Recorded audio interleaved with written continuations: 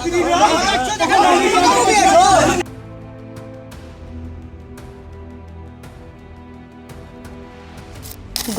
বেশ কিছুদিন ধরে নিখোঁজ হয়ে থাকা নাবালিকার বস্তাবন্দি পচা গলা দেহ উদ্ধার হয় বীরভূমের রামপুরহাটের 12 মেশিয়া গ্রামে।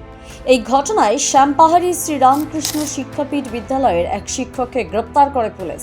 এলাকায় দিনভর চলে উত্তেজনা। আজ সকালে শ্যামপাহাড়ি শ্রীরামকৃষ্ণ শিক্ষাপীঠ স্কুলে যখন শিক্ষক শিক্ষিকারা আসেন, তারপরে উত্তেজিত জনতা প্রধান শিক্ষককে পুলিশের সামনেই বেধড়ক মারধর করে।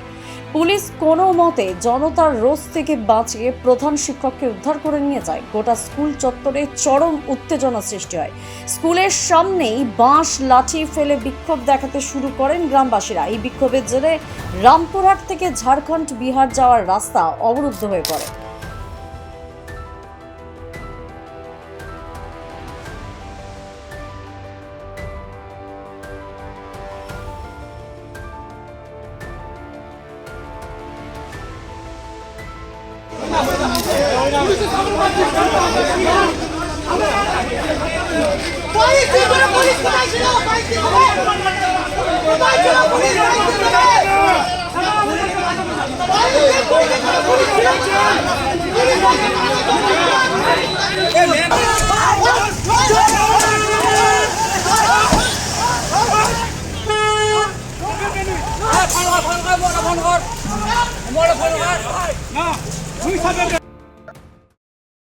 দ্য সহজ পাঠ, সহজ কথা, সঠিক তথ্য।